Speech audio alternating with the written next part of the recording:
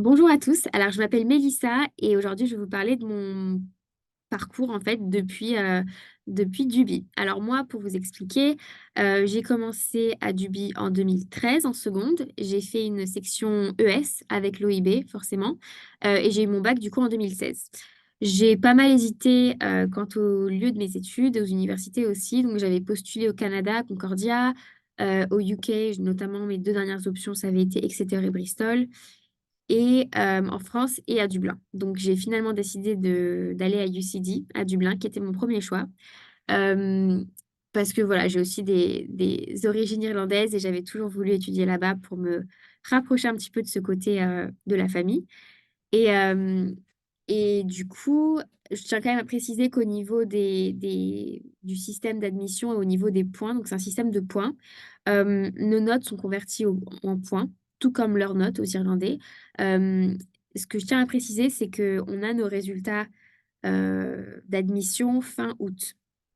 Donc, c'est juste un petit peu complexe pour s'organiser parce que souvent, les autres universités auxquelles on postule veulent leur réponse avant cette date-là.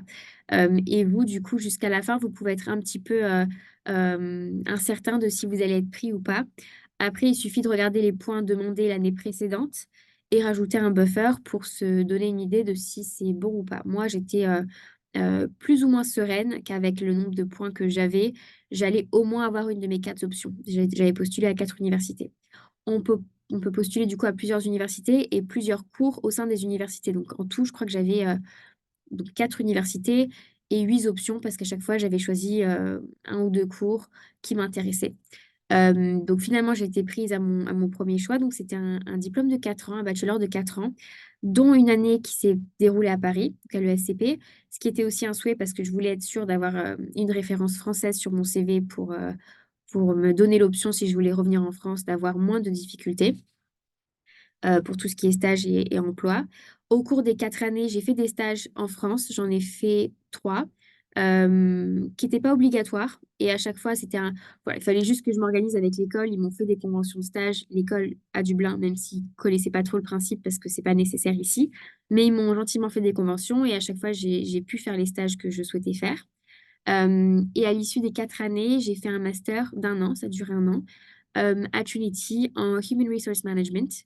Et du coup, ça s'est fait 100% de mon lit parce que c'était en full Covid. Donc, j'ai pas vraiment pu quitter mon appartement et j'ai pas pu aller sur le campus de l'université en 1 an. Donc, c'était un petit peu dommage. Mais bon, j'ai quand même bien appris. J'ai très bien travaillé. Du coup, j'avais que ça à faire. Et là, depuis plus de 2 ans, depuis septembre 2021, je travaille chez LinkedIn en tant que commercial SDR, donc Sales Development Representative, au cours de la première année. Et là, ça fait 1 an que je suis account manager. Du coup, que je vis à Dublin depuis plus ou moins 7 ans, sauf l'année d'échange. Voilà, donc si jamais vous avez des questions par rapport à la vie à Dublin, le parcours universitaire ou même les opportunités d'emploi par la suite, n'hésitez pas à m'envoyer un message et je me ferai un plaisir d'échanger avec vous. Bon courage à tous, au revoir.